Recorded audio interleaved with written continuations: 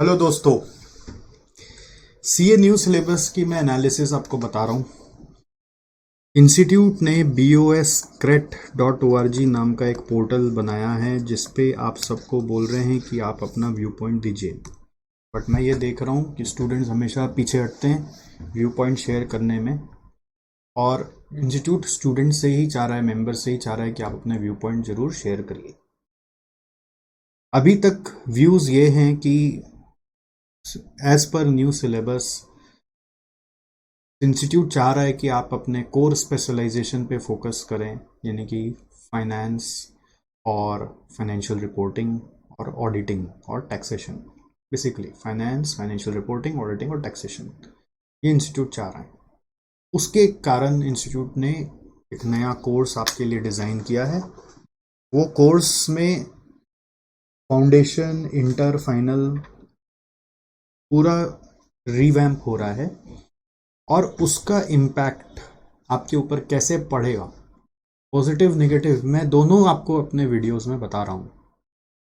अगर आपके पास समय हो आप वीडियो पूरा देखें और दोस्तों को भी प्रेरित करें देखने के लिए, जिससे कि आपके माइंड में एक व्यू डेवलप हो।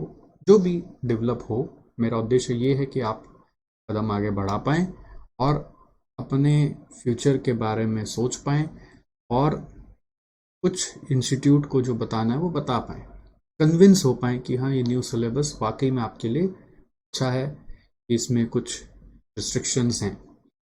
ठीक है। सो आज के सेशन में मैं आपको बताऊंगा कि सीए फाइनल वालों पे क्या प्रभाव पड़ने वाला है। ठीक है। सीए फाइनल के स्टूडेंट्स के ऊपर क्या प्रभाव पड़ने वाला है। मैंने अपने पुराने वीडियोस में आपको इंटर पे, फाउंडेशन पे, आर्टिकलशिप पे क्या इम्पैक्ट पड़ेगा वो सब समझाया है, और अब मैं आपको सीए फाइनल पे क्या प्रभाव पड़ेगा वो समझाना चाह रहा हूँ। सारे वीडियोस का मैंने एक प्लेलिस्ट बना दिया है जो इस वीडियो के डिस्क्रिप्शन में भी आपको मिलेगा। आप ज़रूर उस प्लेलिस्ट को फॉलो करें और सारे वीडियोस को देखें। समय निकालें, थोड़ा अपना करियर के बारे में भी सोचें अपार्ट फ्रॉम अदर स्टफ्स ना। थोड़ा सा बिंज कम करेंगे और इस पर ध्यान देंगे तो आपका एनलाइटनमेंट होगा, इम्पैक्ट आपको समझ में आएगा, आप जूनियर्स को भी गाइड कर पाएंगे अकॉर्डिंगली। ठीक है। सो इसमें सबसे पहला एक बहुत बड़ा ड्रास्टिक चेंज आ रहा है कि open book for all subject. Open book सुन के बहुत अच्छा लगता है कि चलो अब रोट लर्निंग ख़त्म हो गया, ये एक एडवांटेज इसका दिखता है। ठीक है। ओपन बुक एग्ज़ाम का एडवांटेज खाली यही लगता है कि रोट लर्निंग ख़त्म हो गया, तो it means that of course ये भी ध्यान रखना है कि सीए इतना इजी नहीं होगा कि बस किताब खोलो, पढ़ो, देखो, क्वेश्चन खोजो और एग्ज़ाम दे दो। ऐसा तो भ्रम मत रखिएगा कि ओपन बुक है चलो अच्छा है। हाँ, मतलब फिर तो किताब खोल के आदमी सीए बन गया, ये तो वो वाली बात हो जाएगी कि भाई तुम किताब खोल खोल के सीए बने हो। तो ओपन बुक एग्ज़ाम नाम से ओपन बुक है, लेकिन इतना ज़्यादा वो एप्लीकेशन ओरिएंटेड होता है कि वो किताब खोल के भी बहुत ज़्यादा काम नहीं होता है। ठीक है। ओपन बुक में एक इंस्टीट्यूट के पास स्कोप होता है कि वो ट्विस्टेड क्वेश्चन ही पूछेंगे, क्योंकि वो तो फिर रेपुटेशन वाली बात आ जाएगी। वो तो अगर ऐसे लॉलीपॉप क्वेश्चन दे देंगे, ओपन बुक एग्ज़ाम भी दे देंगे, तो सब सीए बन गए और फिर तो सीए की वैल्यू ख़त्म। सीए की वैल्यू तब है ना जब कम से कम लोग पास हो। ये डिग्री देखो इतना हार्ड है, हर कोई पास ही नहीं हो पाता, इतने लोग एग्ज़ाम देते हैं, तब डिग्री की इज्जत है। तो उस लॉजिक से ओपन बुक से डिग्री की इज्जत और बढ़ने वाली है। और ऑन द कॉन्ट्ररी क्या होता है, देखो, ओपन बुक होने से एक माइंडसेट डेवलप होता है, स्टूडेंट्स के माइंड में एक माइंडसेट आता है कि छोड़ना यार, क्यों याद करना है। ठीक है। क्यों याद करना है, एकदम सही बात है, ये माइंडसेट आता ही है। क्यों याद करना है, ये माइंडसेट आता ही है। बस देख लेते हैं यार कौन सा चीज़ कहाँ पर है, बस देख लेते हैं, ये माइंडसेट डेवलप हो जाता है बच्चों में, कौन सा चीज़ कहाँ पर है। और एग्ज़ाम में खोजते खोजते तंग आ जाएंगे, क्योंकि ऐसा इलेक्टिव सब्जेक्ट ऑलरेडी आपके पास है। अगर याद नहीं है, आप ये मत सोचेगा, भ्रम मत रखिएगा कि आपको याद नहीं करना पड़ेगा। आपको कॉन्सेप्ट्स का आइडिया पूरा होना चाहिए, और ये भी ध्यान होना चाहिए अब तो उल्टा कि, क्योंकि ऑफ कोर्स हाँ ये ज़रूरत है कि मैं बोल सकता हूँ पहले जैसे पॉइंट टू पॉइंट आपको याद करना पड़ता था, वो नहीं याद करना पड़ेगा, बट आपको कंसेप्ट का बैकग्राउंड पूरा पता होना चाहिए। जैसे फॉर एग्जांपल अगर एसएफएम की बात करें तो आपको पता होना चाहिए कि कैपिटल मार्केट थ्योरी क्या है, पूरा बैकग्राउंड पूरा पता होना चाहिए, उसमें शार्प इंडेक्स मॉडल क्या कहता है, उसमें सिस्टमैटिक रिस्क अनसिस्टमैटिक रिस्क में क्या रिलेशनशिप्स है, सब बैकग्राउंड एक एक का मीनिंग पता होना चाहिए, ये अंदर में याद भी होना चाहिए। ठीक है, कि इसका ये है, कोई पूछे अचानक से नाम इसका डिटेल बताओ तो आप बता पाएँ। एट द सेम टाइम एक और लोड आता है कि आपको अब वो कौन सा मैट में कहाँ पे दिया हुआ है वो भी ध्यान रखना है, क्योंकि ओपन बुक है तो आप रिस्क तो लोगे नहीं। तो मेरे को तो ये लगता है कि हाँ रोट लर्निंग ऐसे भी क्या था ना, कोई बच्चा कोई रोट लर्निंग पहले भी करता नहीं था, सच मेरा जो अनुमान है सब कुछ समझ के ही जाते थे। पॉइंट्स पे ज़रूर ध्यान देने बोला जाता था कि पॉइंट्स याद रखना, स्पेशली थ्योरी पेपर्स में। तो वो पॉइंट्स का हेल्प आपको मिलेगा। ठीक है, पॉइंट्स का हेल्प, अब क्या हेल्प मिला कि आपको वो याद रखने का दरकार ही नहीं है, बट अंडरस्टैंडिंग इज मस्ट। ठीक है, ये मत सोचना कि आपका अंडरस्टैंडिंग खत्म हो जाएगा, आपको अंडरस्टैंड पूरा करना ही पड़ेगा। और अंडरस्टैंडिंग के लिए जो आप प्रैक्टिस करते हो, है ना, जो आपका हैंड नोट्स आप बनाते हो, वो सब एज इट इज़ रहेगा, वो हट नहीं सकता, आप ये ध्यान रखिएगा। Understanding can't be skipped, practice can't be skipped. Open book है तो इसलिए हम प्रैक्टिस भी नहीं करेंगे, हम अंडरस्टैंड भी नहीं करेंगे, हम बस देख लेंगे कौन सा चीज़ कहाँ पे है, तो वो एग्ज़ाम क्लियर करना मुश्किल हो जाएगा। ओपन बुक को आप लाइटली मत लीजिएगा, मैं इस पूरे बात से ये बोल रहा हूँ। ओपन बुक मतलब हाँ हाँ हाँ बहुत ईजी हो गया, ऐसा नहीं। ओपन बुक मतलब पेपर का क्वालिटी और बढ़ जाएगा, क्योंकि पेपर इतना स्ट्रेट फॉरवर्ड नहीं होगा। मुझे लगता है कि सिर्फ ऑडिट जो आपका सब्जेक्ट है, ऑडिट सब्जेक्ट जो है उसमें थोड़ा सा फ़ायदा होगा, क्योंकि उसमें ना पॉइंट्स रटने का बहुत बड़ा एक परेशानी होता है। ठीक है, तो वो याद ही नहीं रहता है ज़्यादातर। अब अगर मेरे सामने बुक ओपन है और कल भले ही केस स्टडी ओरिएंटेड क्वेश्चन भी आ गया ऑडिट में, तो मेरे को आइडिया है कि ऑडिट इस पर्टिकुलर चीज़ का इस तरीके से होता है, बट एग्जैक्ट पॉइंट्स हमारा हमेशा छूट जाता है आंसर में, जो हमें याद करके लिखना पड़ता है। तो वो चीज़ का मेरे को लगा कि हाँ सही में ये एक अच्छा चीज़ हुआ ऑडिट के रेस्पेक्ट में। बट बाकी प्रैक्टिकल ओरिएंटेड जो आपके सब्जेक्ट्स हैं उसमें ओपन बुक मतलब रियायत नहीं हुई, उसमें आपका लोड एक्स्ट्रा हो गया, क्योंकि एक आपको कंसेप्ट तो पूरा समझ के जाना ही पड़ेगा, प्रैक्टिस करनी पड़ेगी, हैंड नोट्स बनाने ही पड़ेंगे, और ऊपर से ये भी ध्यान रखना पड़ेगा कि वो चीज़ कहाँ पे दिया हुआ है। बट ऑडिट में एक आराम हो गया। ठीक है, big relief in audit subject. ठीक है, big relief in audit subject. Alright, तो ओपन बुक को बहुत बच्चे ये सोच रहे हैं कि हल्का हो गया, बट मुझे नहीं लगता ये हल्का है, एक्सेप्ट फॉर ऑडिट सब्जेक्ट। अब प्रीवियसली यानी कि करंट स्कीम में आपको मालूम है कि फाइनल में 8 सब्जेक्ट्स थे, जो अब घटा के कर दिए गए हैं 6 सब्जेक्ट्स। 6 सब्जेक्ट्स कैसे कर दिए गए हैं वो आपको वापस से याद दिला दें कि सबसे पहला आपका ग्रुप 1 में सब्जेक्ट था जैसे FR, SFM, लॉ, फिर ऑडिट। राइट, और इस तरफ आपका सब्जेक्ट था SCMP, फिर आपका सब्जेक्ट था इलेक्टिव सब्जेक्ट, फिर आपका सब्जेक्ट था DT और IDT। तो इसमें FR एज इट इज़ है, SFM एज इट इज़ है, सब में ओपन बुक हो गया है। लॉ आपको लग रहा है कि हट गया है, बट एक्चुअली क्या हुआ है, लॉ का सारा पार्ट जो इसमें corporate law and other laws होते हैं, तो अदर लॉ को हम लोग सेल्फ मॉड्यूल में शिफ्ट किए हैं और कॉरपोरेट लॉ को हम लोग इंटर में शिफ्ट कर दिए। तो एक तरह से ये फाइनल से अभी आपको नहीं पढ़ना है, ये रिलीफ है। ऑडिट एज इट इज़ है, ऑडिट भी एज इट इज़ है। इसमें सबसे बड़ा फ़ायदा होगा ओपन बुक में, क्योंकि ये सब्जेक्ट बहुत रोल आता है, मतलब रोट लर्निंग एक्सपेक्ट करवाता है, और वो याद रहता नहीं। SCMP हट गया, इसको सेल्फ मॉड्यूल में डाल दिया गया है। ठीक है, इस पे बहुत बच्चे ऐसा सोच रहे सतीश सर SCMP पढ़ाते हैं, ठीक है, और SCMP हट गया तो उनको दुख हो रहा है इसलिए वीडियोस बना रहे हैं। लो बेटा, हम मेरे को इंटेंगल कर रहे हैं, मतलब कोई भलाई का जमाना ही नहीं। ठीक है, एक तो सब एनालिसिस समझा रहे हैं कि तुम्हारे लिए क्या भला है, और तुमको लग रहा है कि मेरा नुकसान हो गया इसलिए वीडियो बना रहे हैं। क्या मतलब है? मेरा कोई नुकसान नहीं हुआ, मैं आपको ये बता रहा हूँ। एक समय आता है ज़िंदगी में जब जब अपने को ये लगता है कि अब कुछ और करना है। ठीक है, और मेरे ज़िंदगी में ये चीज़ 3 साल पहले आ गया था। तो फैक्ट बता रहा हूँ, लास्ट 3 साल से मुझे हमेशा लगता था कि मुझे कुछ और भी करना है, और उसके लिए सबसे बड़ा रिस्ट्रिक्शन हो रहा था कि टाइम नहीं है, क्योंकि जो सब्जेक्ट्स हाथ में लिए हुए थे वो सब्जेक्ट्स इतने ज़्यादा डिमांडिंग थे, जिसमें मेरा 50% से ज़्यादा टाइम ये सब्जेक्ट में जाता था कि उसको छोड़े ही नहीं बनता था और निकलने नहीं बनता था कुछ और करें। तो वो कुछ और करने के लिए जो समय चाहिए भगवान ने वो अपने आप दे दिया, और मैं तो इतना टाइम्स उनको थैंकफुल करता रहता हूँ अंदर में कि चलो एक और नया चीज़ करने का अब जो बहुत दिन से सोच रहे थे समय आ गया।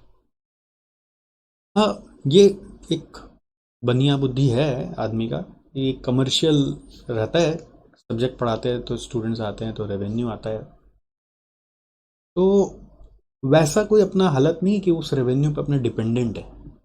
फैक्ट ये है, ऐसा कोई हालत नहीं कि अपने उस रेवेन्यू पे ही चल रहे हैं, उसी पे जीवन है, ऐसा नहीं है। रेवेन्यू जब भी कोई बिजनेस करता है ना तो मल्टी सोर्सेज से जनरेट करना पड़ता है, और लास्ट 15 साल से मैं पढ़ा रहा हूँ तो मैंने वो रेवेन्यू अपने लिए बना लिया। तो अब ऐसा कुछ नहीं कि इसी से रेवेन्यू आता है, मैं अदर सब्जेक्ट्स भी पढ़ाता हूँ, मैं इंटर भी पढ़ाता हूँ, मैं CMA भी पढ़ाता हूँ, और वहाँ पे सब चीज़ इंटैक्ट है। अब एक जगह से मेरे को ये फील होता है कि मेरा टाइम रिलीज हुआ, तो I can now take a bigger leap, otherwise I would have been confined in the same loop always. ये मेरे को फील होता है। बच्चों को तो कमेंट करना है, कुछ भी बोलना है, बातें बनानी है, जितना जिनका समझ है वो उतना तो सोच ही रहे हैं, ठीक है, बट बेटा हम भी अपने बारे में सोचते हैं, ऐसा बात नहीं है।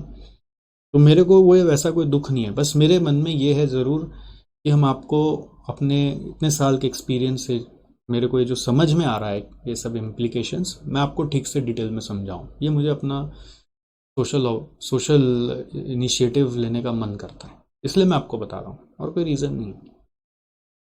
फिर इससे फ़ायदा ये भी कि हमारा ऑर्गेनाइजेशन भी ट्रेंड हो जाएगा टू हैंडल योर क्वेरीज जो आने वाली है, आने वाले समय में।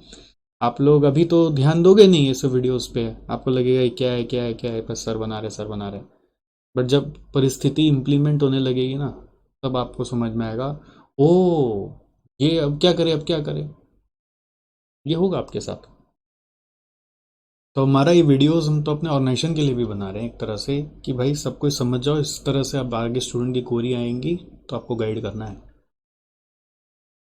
इलेक्टिव सब्जेक्ट आपका हट के एक मल्टी डिसिप्लिनरी केस स्टडी आ गया। इलेक्टिव में आपको पहले याद होगा मल्टी डिसिप्लिनरी केस स्टडी पहले भी था, ठीक है, उसमें नॉर्मली FR ऑडिट टैक्स के क्वेश्चंस आते थे, अब उसमें SMB इनकॉर्पोरेट कर देगा, strategic management. Multi disciplinary case study compulsory हो गया है, पहले वो एक ऑप्शनल इलेक्टिव था, बाकी के जो इलेक्टिव सब्जेक्ट थे उसको एक सेल्फ पेज मॉड्यूल में कन्वर्ट कर दिया गया। सेल्फ पेज मॉड्यूल में एक अदर लॉ चला गया है, सेल्फ पेज मॉड्यूल लिख रहा हूँ, और एक यहाँ पर सेल्फ पेज मॉड्यूल में ये चला गया है। ये 6 ऑप्शन में से जो 5 ऑप्शंस हैं वो आपके सेल्फ पेज मॉड्यूल में चले गए हैं, ठीक है, और DDIDT इंटैक्ट है, जैसा था वैसा ही है, इसमें कोई चेंज नहीं है, जैसा था वैसा ही है। तो basically 3 self page module add नहीं हुए, there are 4 self page module which has been added। along with this 6 subjects, तो टोटल कितना सब्जेक्ट है? 6 सब्जेक्ट है। उसके साथ 4 सेल्फ पेस्ड मॉड्यूल्स ऐड किए गए हैं। अब इस 6 सब्जेक्ट में चीज़ क्या है कि पेपर पैटर्न को समझ लीजिए। पेपर पैटर्न में सब में 30% MCQs रहेगा विथ नेगेटिव मार्किंग, ठीक है, विथ नेगेटिव मार्किंग ऑफ 0.25। तो हल्के में मत लेना MCQs को, ये मत करना क्योंकि MCQs डुबा भी सकता है आपको गलत करोगे तो। और रेस्ट ऑल क्वेश्चंस जो होंगे डिस्क्रिप्टिव क्वेश्चंस होंगे which can be handled in open book format. Normally क्या रहता है ना, जैसे एक MCQ बेस्ड पेपर में एक समस्या आती है कि आपसे इंस्टीट्यूट पूछता है MCQs, बट वो MCQs है ना रिलीज नहीं करता है पास्ट पेपर्स में। जैसे जिस पेपर में अभी करंट में MCQs थे उसका MCQ अवेलेबल नहीं होता है कि आप प्रैक्टिस कर सको, आप पास्ट में कैसे MCQ आ रहा है वो देख सको। मतलब एक वो हिडन मिस्ट्री की तरह चलता है, तो बच्चों को पता नहीं चलता MCQ में भगवान जाने क्या आएगा। बहुत लोग लगता है MCQ उसमें तो स्कोर कर देंगे, बट MCQ कभी कभी घुमा देता है पेपर को। इसका वार्निंग आपको दे रहे हैं। तो ये पेपर पैटर्न MCQ वाला आ चुका है। करंट में आपका 2 सब्जेक्ट में था, ठीक है, 2 या 3 में था, एग्जैक्टली मुझे याद नहीं आ रहा, मुझे माफ़ करिएगा। बट अभी now in all papers, now it is in all papers. Alright, this is the paper pattern which is 30% MCQ of negative marking, rest are descriptive questions. अब इस पेपर पैटर्न के बाद नेक्स्ट आपको बताना है कि ये सारे के सारे ओपन बुक भी हो गए, ठीक है, वो पहले भी आपको बता दिया मैंने। पास मार्क्स के लिए आपको ये बता दें कि it is same as before, 40% in each and 50% in overall basis. इसमें कोई चेंज नहीं है। और नया चीज़ ये है कि आपको 4 ऑनलाइन मॉड्यूल जो बना के दिए हम लोग, सेल्फ पेस्ड मॉड्यूल, उस 4 में से 4 का आपको पास मार्क ऑब्टेन करना पड़ेगा। पास मार्क्स इज 50% और ये 100% ऑनलाइन होने वाले हैं। ऑनलाइन तो होगा कि कैसे होगा पता नहीं, देखो 100% MCQs होने वाले हैं। अभी भी हिडन है कि ये ऑनलाइन होगा, घर से बैठ के देंगे कि इंस्टीट्यूट में जाके देना पड़ेगा, एग्ज़ाम सेंटर में जाके देना पड़ेगा, इस पर अभी क्लैरिटी नहीं है। बट आपको 4 टेस्ट देने जाना पड़ेगा, 100% MCQs ही हैं इसमें।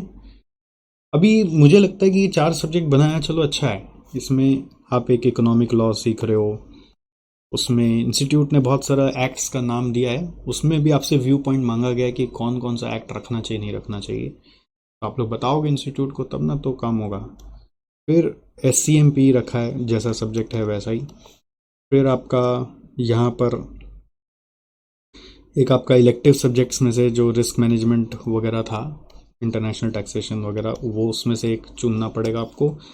और एक आपका एक नया सब्जेक्ट ऐड किया गया जैसे कम्युनिकेशन, एंटरप्रेन्योरशिप, साइकोलॉजी, तो उसमें भी कोई एक आपको पिक करके यूज़ करके पढ़ाई करके जाना पड़ेगा।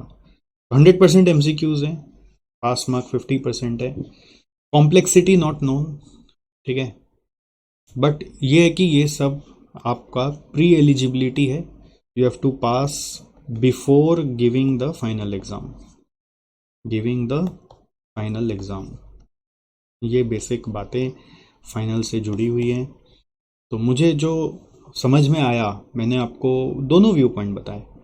मुझे फ़ायदा भी समझ में आया और मुझे थोड़ा सा नुकसान भी समझ में आया कि बच्चों का क्या है ना, माइंडसेट चेंज हो जाता है कि आप लोग ओपन बुक बोलकर है ना उस सब्जेक्ट का वैल्यू कम कर देते हो। जैसे इलेक्टिव सब्जेक्ट्स में हमने देखा है कि चाहे वो इको लॉ हो, चाहे वो रिस्क मैनेजमेंट हो, चाहे वो financial services and capital market हो, बच्चा बोलता है 7 दिन से ज़्यादा हम पढ़ेगा ही नहीं इसको, इंक्लूडिंग ट्यूशन फ्यूशन सब कुछ 7 डेज ही पढ़ेगा, उसके बेसिस पे एग्ज़ाम देने चला जाएगा। तो ये क्वेश्चन आता ना कि क्या सिंस सारे सब्जेक्ट अब MCQ हो रहे हैं, सॉरी ऑनलाइन हो, क्या बोल रहे हैं, ओपन बुक हो रहे हैं, तो क्या सारे सब्जेक्ट को हम 7-7 दिन पढ़ के निकाल सकते हैं? ये एक सबसे बड़ा क्वेश्चन, अगर ऐसा हो जाए ना तो मौजा ही मौजा, मतलब लगेगा फाइनल निकल जाएगा। इंटर तक जो था फाउंडेशन में जो डिफ़िकल्टीज था इंटर तो ऐसे थोड़ा इजी हो ही गया है, आर्टिकलशिप में परेशानी है। फिर मैं क्या सोचो 7-7 दिन जैसे अभी करंट में एक हम लोग इलेक्टिव सब्जेक्ट पढ़ते हैं, उस तरह से क्या बाकी सब्जेक्ट भी पढ़ के निकाल सकते हैं? अगर ऐसा हो जाए तो क्या मज़ा नहीं। बट मुझे नहीं लगता ऐसा होने वाला है, फिर तो इंस्टीट्यूट का थोड़ा क्रेडिबिलिटी कम हो जाएगा अगर ऐसा होगा तो। ठीक है, हाउएवर मेरे कुछ व्यू पॉइंट्स हैं और कि आपको न्यू सिलेबस के बहाने इंस्टीट्यूट ने बिजी कर दिया है कि आप इंस्टीट्यूट के बारे में अब ऐसे ऐसे सोचने लगो। But there were several old hanging issues जिसके ऊपर इंस्टीट्यूट ने कोई भी चर्चा नहीं की है। Several old hanging issues where there जिसके ऊपर इंस्टीट्यूट ने अभी तक कोई भी चर्चा नहीं की है। और मैं अपने अगले वीडियो में आपको उन ओल्ड हैंगिंग इश्यूज के बारे में बताऊंगा और आपको ये भी बताऊंगा कि मेरे हिसाब से अगर इंस्टीट्यूट को वाकई में एक कॉम्पिटिटिव सिलेबस बनाना होता तो मेरे जो एक्सपेक्टेशंस थे वो किस तरह के थे कि न्यू सिलेबस कुछ एक नया रिजाइम लेकर आएगा, नया कुछ लेकर आएगा, वो कैसा हो सकता था। शायद इस पूरे सीरीज़ का मुझे लगता है कि अगला वीडियो आखिरी होगा, अनटिल अनलेस आपके कोई सवाल मेरे पास ना आए। तो मुझे लगता है कि मैं सारी बातें अपनी अगले वीडियो तक कवर कर जाऊंगा। अभी तक मुझे अपना समय देने के लिए बहुत बहुत धन्यवाद। मैं अभी भी यही कहूँगा कि आप अपना एनालिसिस खुद करो, ठीक है, अपने आप छांटो कि क्या चीज़ अच्छा आ रहा है और एट द सेम टाइम क्या क्या रिस्ट्रिक्शंस आ रहा है। फ्यूचर में वो रिस्ट्रिक्शंस लॉक कर दिए जाएंगे, अभी वो रिस्ट्रिक्शंस के लिए व्यू पॉइंट्स मांगे जा रहे हैं, समय है। अपना व्यू पॉइंट ज़रूर शेयर करो, ट्विटर में करते ही हो, मेरे यूट्यूब कमेंट्स में करते ही हो, तो जहाँ सही जगह पहुँचाना वहाँ भी पहुँचाओ ना, है ना। क्योंकि आपका स्क्रीनशॉट तो मैं वहाँ नहीं डाल सकता ना, मैं डालूंगा तो मेरा एक माना जाएगा, आप लोग भी डालोगे तो और भी व्यू पॉइंट्स माने जाएंगे। जहाँ पे आपको जो अच्छा लग रहा है वो अच्छा वाला बोलिए, और जहाँ पे आपको कुछ रिस्ट्रिक्शन लग रहा है तो आप इंस्टीट्यूट को जाहिर करिए कि सर आपने ये सोचा बट ये रिस्ट्रिक्शन मेरे को लग रहे हैं, इसके बारे में भी आप लोग सोचो सर। तो ये व्यू पॉइंट शेयर करने से शायद आपके लिए थोड़ा सा और एडजस्ट वो लोग करें, ऐसा ऐसा लगता है कि इंस्टीट्यूट की अथॉरिटीज़ इस बार ओपन माइंड से आपके लिए सुनेंगे। पहले के इंस्टीट्यूट तो सुनते भी नहीं थे, अब तो लग रहा है कि हाँ सुनेंगे, ऐसा फील हो रहा है। बट वो तो तभी होगा ना जब आप जाके वहाँ पे लिखोगे। खैर, ये सारी बातें हैं, मन की बातें आपको बताई। आप मेरा चिंता मत करो, ठीक है, कि सर आपका क्या होगा। अरे आप लोग का कंसर्न प्यार बहुत अच्छा लगता है। हमारा कुछ नहीं होगा रे आप, हम तो खुश हैं कि हमें समय मिल रहा है कुछ और जायंट चीज़ करने का।